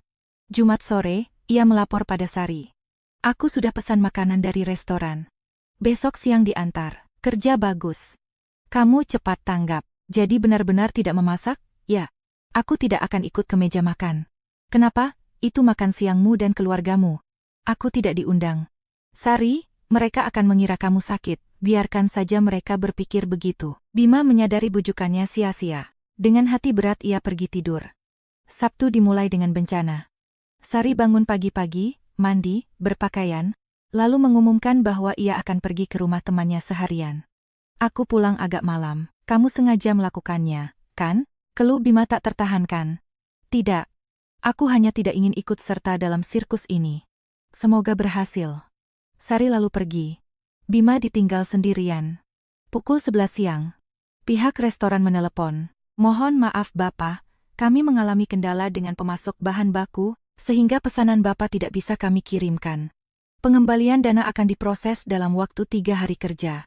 Seluruh tubuh Bima terasa beku. Bagaimana ini? Orang tuanya akan tiba dalam 2 jam. Ia menyambar jaketnya dan berlari ke supermarket terdekat. Tidak tahu harus beli apa. Ia berkeliaran di antara lorong-lorong, lalu mengambil saus pasta kalengan, roti tawar, dan mentega. Karena uangnya sudah menipis, ia mengambil merek paling murah. Uangnya di tabungan sudah terkuras habis, dan gaji baru masuk minggu depan. Tiba di rumah, ia merobek bungkus pasta makaroni. Ia berdiri di dapur tanpa tahu harus berbuat apa. Harus direbus. Tapi bagaimana? Seberapa banyak airnya? Berapa lama? Ia mencoba menebak. Ia mendidihkan air di panci, lalu menuangkan makaroni. Tetapi rasio airnya sangat salah. Airnya terlalu sedikit. Makaroni itu langsung menggumpal menjadi satu bongkahan besar dan menempel di dasar panci. Bima mengumpat dan membuang semuanya ke wastafel. Ia melihat jam. Sudah pukul 12.40. Orang tuanya akan tiba dalam 20 menit. Dalam kepanikan, ia mengambil bungkus pasta baru, sebungkus spageti kering, dari kantong belanjanya. Ia merobek plastiknya dan menumpahkan spageti kering itu langsung ke atas piring. Spageti mentah yang keras ke atas 3 piring yang kemudian diletakkan di atas meja makan. Tidak ada makanan lain selain itu. Tepat pukul 1 siang, bel pintu berbunyi. Bima membuka pintu. Di depan pintu, berdiri Ibu Ratna yang lagi-lagi membawa tas berisi wadah plastik kosong, beserta Bagus dan anak-anak. Ibu mertuanya masuk lebih dulu dan mengendus-endus. Aneh, tidak ada bau makanan, Sari tidak masak ya? Silakan masuk, ucap Bima lirih. Mereka masuk ke ruang tengah dan melepas jaket. Anak-anak berlari ke ruang mainan. Ibu Ratna menatap meja makan yang sepi. Makanannya mana? Belum siap, sudah siap maksudnya, saya bawakan sekarang. Bima pergi ke dapur, membawa 3 piring tadi, dan meletakkannya di atas meja makan. Semua mata menatap piring-piring itu. Di masing-masing piring terdapat segenggam spageti mentah yang keras. Bahkan belum direbus, ditumpahkan begitu saja dari plastiknya. Keheningan layaknya maut menyelimuti ruangan. Bagus yang pertama kali memecahkan kesunyian. Ini apa? Wajah Bima semerah tomat rebus dan ia membisu. Ibu Ratna bangkit mendekati meja, mengambil sebatang spageti mentah, dan mematahkannya dengan tangan. Terdengar bunyi kerak yang kering. Apa-apaan ini? Tepat pada detik itu, Sari muncul dari lorong. Ia ternyata tidak pergi ke rumah temannya. Ia terus duduk di kamar tidurnya dan menunggu. Keluarga suaminya menoleh, Sari berdiri di ambang pintu dengan senyum tipis yang tenang. Ibu Ratna berteriak, ini apa-apaan? Apa yang dia hidangkan untuk kita? Sari perlahan mendekati meja, menatap piring berisi spageti mentah itu, lalu mendongak menatap keluarga mertuanya. Seperti biasa, saat keluarga suami saya yang berniat datang untuk memuaskan perut secara gratis menginjakkan kaki di ruang makan, mereka terkejut melihat apa yang tersaji. Sari mengambil jeda singkat karena yang ada hanyalah pasta mentah yang belum direbus. Ibu Ratna terpaku tak percaya. Kamu sengaja melakukan ini. Silakan dinikmati seadanya, ucap Sari santai, sebab kami saat ini sedang memisahkan manajemen keuangan kami. Ia berpaling pada Bima. Sisa bahan makanan di jatahmu hanya spageti ini, kan? Jadi, silakan nikmati dengan baik, jangan sampai tumpah. Suasana mendadak seperti kuburan. Mulut Ibu Ratna menganga. Bagus memegangi perutnya, entah ia sedang tertawa pelan atau menahan napas. Ayu menutupi wajahnya dengan kedua tangan. Bima memucat seperti selembar kertas. Sari, kamu tadi tidak bilang. Aku tidak pergi. Aku duduk di kamar untuk melihatmu bersusah payah. Aku memang menunggu momen ini tiba. Kenapa? Untuk menunjukkannya padamu, dan pada orang-orang ini, Sari menatap keluarga Bima satu persatu. Supaya kalian semua akhirnya paham apa arti dari manajemen keuangan terpisah yang sesungguhnya. Ibu Ratna akhirnya menemukan suaranya. Kamu mempermainkan kami ini keluargamu. Bukan, jawab Sari dingin. Kalian bukan keluarga saya. Kalian keluarga Bima. Orang yang mengusulkan pisah uang adalah kalian sendiri, kan? Ibu ingat? 3 minggu lalu ibu yang bilang bahwa cara ini adalah cara yang nyaman dan tepat untuk zaman sekarang. Maksud ibu bukan seperti ini? Lalu apa maksud ibu? Apakah maksudnya uang saya harus terus dipakai untuk kalian, dan kalian bisa terus datang makan gratisan? Tidak bisa begitu, Bu. Kami tidak makan gratis, kami ini keluarga. Keluarga yang setiap hari Sabtu mengemasi makanan ke dalam wadah plastik sampai penuh. Keluarga yang dalam 3 tahun terakhir telah menghabiskan uang saya sebesar 72 juta rupiah tanpa pernah mengucapkan satu kata terima kasih pun. Wajah Ibu Ratna memerah lalu memucat. Ibu tidak tahu soal itu. Tentu saja ibu tidak tahu. Karena ibu tidak peduli. Ibu hanya tahu datang, makan, mengkritik, lalu mengisi wadah plastik. Saya mencurahkan uang, waktu, dan usaha. Namun sebagai balasannya yang saya terima hanyalah keluhan bahwa mie goreng buatan saya terlalu manis. Ayu berkata dengan pelan, Mbak Sari benar. Kami benar-benar sudah memanfaatkan kebaikan Mbak Sari. Bagus mengangguk, Bu, Sari benar. Ibu Ratna menatap putranya, menantunya, dan terakhir pada piring berisi spageti mentah itu. Ini sangat memalukan. Benar, Sari menyetujuinya. Saat Bima berkata pada saya bahwa ia sudah muak menghidupi saya merasakan hal yang sama persis. Memalukan, ketika seseorang yang telah memberikan segalanya justru mendapat tuduhan sebagai parasit yang menumpang hidup. Sari berbalik menatap Bima. Sekarang kamu lihat kan, apa artinya harus memberi makan kerabatmu dengan uangmu sendiri? Kamu menggunakan sisa uang terakhirmu untuk restoran yang membatalkan pesanan. Lalu karena tidak ada uang, kamu beli pasta murahan dan itu pun gagal kamu rebus. Bima menundukkan kepalanya dalam diam. Sementara aku melakukan hal itu setiap hari Sabtu selama 3 tahun. Membeli bahan baku mahal. Memasak selama 5 jam, menata meja, mendengarkan kritikan ibumu. Dan melihat wadah-wadah plastik dipenuhi tanpa protes karena aku mengira itu normal. Karena aku mengira kita adalah keluarga. Sari mendekati meja, mengambil sebatang spageti mentah, dan memutar-mutarnya dengan jarinya. Tetapi nyatanya, kita bukan keluarga. Nyatanya, aku hanyalah seorang koki yang tak dihargai, yang dengan gampangnya bisa dikendalikan oleh suaminya. Sari, maafkan aku, Bima akhirnya memuntahkan kata-kata itu. Aku benar-benar bodoh. Aku tak pernah memikirkannya dan tak pernah memahaminya. Sekarang aku sadar. Ya, sekarang kamu sadar. Tolong maafkan aku, Bima tiba-tiba berlutut di hadapan Sari, di depan semua anggota keluarganya. Ia menyatukan kedua tangannya seolah memohon. Maafkan aku. Mari kembali ke cara lama. Aku sudah sadar. Aku akan sangat menghargaimu. Aku takkan lagi mendengar ucapan rekan kerjaku atau saran siapapun. Tolong maafkan aku. Sari menatap Bima dalam waktu yang lama. Semua orang menahan napas menunggu jawabannya. Berdirilah, Bima. Bima berdiri. Wajahnya sembab karena air mata, matanya memerah. Aku memaafkanmu. Bima mendesah lega dan melangkah maju untuk memeluknya, tetapi Sari mengangkat tangannya untuk menahannya. Tapi dengan syarat. Kondisi yang sangat penting. Apapun. Katakan saja, kita akan kembali menggunakan uang bersama.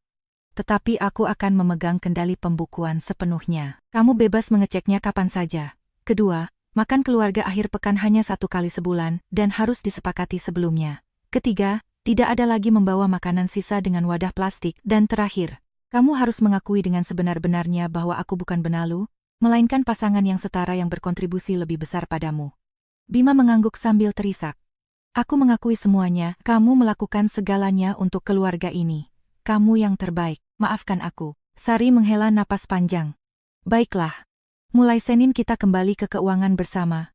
Bima menghambur memeluknya. Sari membalas pelukannya. Tetapi tanpa kehangatan. Ia menepuk punggung Bima pelan lalu mendorongnya perlahan. Ia menoleh pada keluarga mertuanya. Ibu mertua, saya tidak menaruh dendam pada ibu. Tapi mulai sekarang, tolong jangan memberikan saran jika ibu tidak tahu situasi keseluruhannya. Gara-gara ibu, keluarga kami hampir hancur. Ibu Ratna mengangguk dengan rasa malu. Maafkan ibu, Sari. Ibu sungguh tidak menyangka akan jadi begini. Ayu mendekat dan memeluk Sari. Terima kasih sudah memberi kami makan selama bertahun-tahun. Kami sangat tidak tahu terima kasih. Bagus juga ikut mendekat. Kamu yang terbaik, Sari. Kamu telah memberi kami pelajaran berharga. Keras, tapi adil.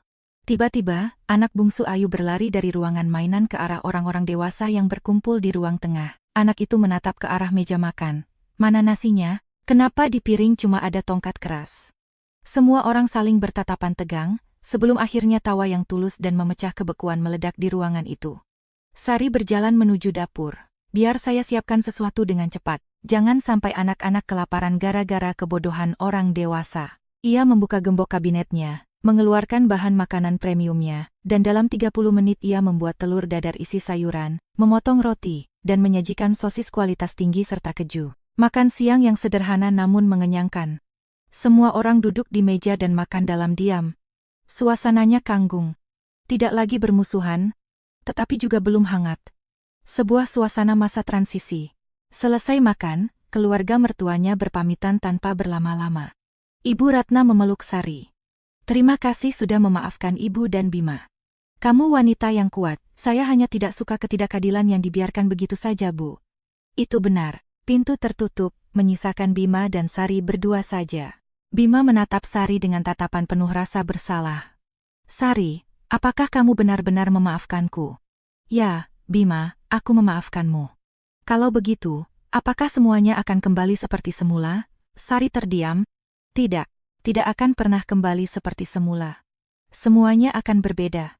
Mungkin lebih buruk, mungkin hanya sekadar berbeda. Saat kamu mengucapkan kalimat itu, ada sesuatu yang hancur di antara kita. Sesuatu yang penting. Kepercayaan, kedekatan, keyakinan bahwa kita ada di kubu yang sama. Apakah itu bisa diperbaiki? Entahlah. Waktu yang akan menjawabnya. Bima mengangguk. Ia tahu ia mendapat kesempatan kedua, kesempatan terakhirnya. Jika ia merusaknya lagi, tak akan ada lagi ampun. Mereka mulai membersihkan meja makan dalam diam, tenggelam dalam pekerjaan masing-masing. Kehidupan terus berjalan, namun tak lagi sama. 1 bulan berlalu sejak insiden makan siang hari Sabtu yang tak terlupakan itu. Bima benar-benar berubah. Ia menjadi lebih perhatian, lebih lembut, dan selalu membantu pekerjaan rumah tangga tanpa diminta. Ia selalu bertanya apa yang bisa ia bantu, dan tertarik dengan hari yang dihabiskan Sari di kantor. Saran Hendra tak pernah lagi terdengar, bahkan, Bima menjauhi rekan kerjanya itu. Begitu pula Ibu Ratna. Ia menjadi lebih tenang dan sopan. Datang sebulan sekali, makan, mengucapkan terima kasih, tanpa membawa wadah plastik dan tanpa melontarkan kritik. Di permukaan, kehidupan tampak kembali normal di jalurnya. Namun di sudut hati Sari, ia tahu semuanya tetap retak. Saat menatap Bima, ia tak lagi melihat suami yang bisa ia percayai tanpa syarat, melainkan seseorang yang bisa mengkhianatinya. Seseorang yang di saat-saat sulit bukannya melindungi, melainkan menghujat. Sari tetap menyisihkan gajinya ke rekening tabungan rahasia itu. 15 juta rupiah setiap bulan. Kini sudah terkumpul cukup banyak. Itu adalah jaring pengamannya, parasut pelariannya jika terjadi hal-hal tak terduga. Bima tidak tahu menahu soal rekening itu, dan ia tak perlu tahu. Karena di kepalanya, Sari sekarang selalu menyusun rencana B, siap pergi kapan saja jika diperlukan. Ia bukan lagi wanita yang memberikan seluruh hidupnya tanpa syarat dan menganggap pernikahan adalah sesuatu yang tak bisa dihancurkan. Kini ia adalah seorang istri yang matanya terbuka lebar. Seorang istri yang menyadari kelemahan pasangannya dan tahu persis seberapa buruk tindakan yang bisa dilakukan suaminya dalam kondisi terburuk. Hal itu mengubah segalanya. Suatu sore, mereka sedang duduk berdua di sofa menonton film. Bima merangkul bahu Sari. Sari tidak menghindar, tapi juga tidak bersandar mendekat. Ia duduk diam menatap layar kaca. Sari, apakah kamu bahagia? Bima bertanya pelan. Sari terdiam sebentar. Aku tidak tahu. Aku merasa tenang, tapi aku tidak yakin apakah ini disebut bahagia. Mungkin gara-gara kejadian itu. Apakah ada yang bisa kulakukan? Kamu sudah melakukannya. Aku melihat upayamu, tapi itu saja tidak cukup. Waktu akan menjawabnya, kan? Bima menarik bahunya lebih dekat. Sari diam saja. Mereka menonton film dalam pelukan, tetapi di dalam hati Sari terasa hampa. Bukan rasa dingin atau marah, melainkan kekosongan layaknya udara. Di tempat di mana dulu cinta tak bersyarat bernaung, kini hanya tersisa keterikatan yang penuh kehati-hatian. Ia tak lagi membenci suaminya, tetapi juga tak lagi mencintainya seperti dulu. Saat suaminya berteriak bahwa ia muak menghidupinya, sebagian dari cinta Sari ikut mati. Bagian itu tak bisa dikembalikan. Sebesar apapun permintaan maaf, sekuat apapun usaha Bima, sesuatu telah mati tanpa bisa diselamatkan. Dan itulah hal yang paling menyedihkan, mereka tetap tinggal bersama, tidur di kasur yang sama, dan makan malam di meja yang sama. Terlihat seperti pasangan biasa pada umumnya. Namun di dalam batin, kenyataannya tidak seperti itu. Bima sangat berharap bahwa seiring berjalannya waktu, semuanya akan kembali. Bahwa Sari akan memandangnya dengan penuh cinta lagi, dan kedekatan lama mereka akan tumbuh kembali. Tapi Sari tahu itu tak akan pernah terjadi. Ia telah memaafkan, namun tak bisa melupakan. Ada luka yang tak akan pernah bisa sembuh sempurna. Keropengnya mungkin hilang dan rasa sakitnya memudar.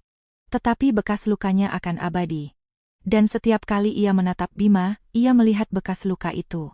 Kata-kata itu, pengkhianatan itu, menciptakan jarak emosional yang tak kasat mata. Karena tanpa kepercayaan penuh, tak ada keintiman yang sesungguhnya. Setengah tahun berlalu, 1 tahun berlalu. Mereka masih bersama, hidup damai tanpa cekcok. Bima terus berusaha, dan Sari terus menjaga jaraknya. Rekening tabungan rahasianya pun membengkak seiring waktu. 200 juta, 250 juta, 300 juta.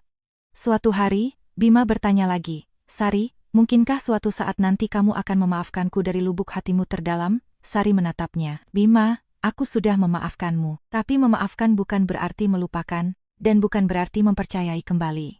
Berarti kamu belum mempercayaiku seperti dulu lagi.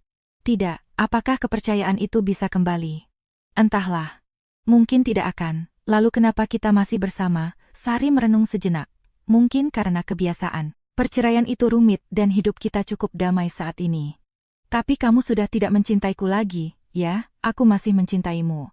Tapi tidak seperti dulu. Cintaku padamu menjadi lebih sedikit dan lebih dingin. Bima menundukkan kepala. Aku yang telah merusak segalanya. Ya. Dan itu tak bisa diperbaiki. Mungkin begitu adanya. Mereka kembali terdiam. Duduk bersisihan, namun berada di dunia yang berbeda. Bima akhirnya menyadari bahwa ia telah kehilangan istrinya untuk selamanya. Meski secara fisik Sari ada di sebelahnya, secara emosional ia telah pergi. Itulah bayaran atas kesalahannya, harga mahal atas ketidakpercayaannya, dan atas kata-kata yang tak bisa ditarik kembali. Ia mendapatkan maaf, namun ia kehilangan cinta. Kehilangan yang tak akan pernah bisa dipulihkan. Sari terus menjalani hari-harinya, bekerja, memasak, mengurus rumah. Dari luar semuanya terlihat biasa, namun di dalam hatinya, ia sudah merdeka. Secara emosional, ia telah membebaskan diri dari pernikahan ini. Ia bertahan karena rasa simpati, kebiasaan, dan enggan melukai, tetapi cintanya telah sirna. Dan kelak, ia pasti akan menemukan kekuatan untuk benar-benar pergi. Bukan hari ini, bukan pula esok, tetapi pada akhirnya, hidup tanpa cinta sejati adalah kemustahilan yang melelahkan. Dan Sari, sejak awal, bukanlah wanita yang dilahirkan hanya untuk menahan diri.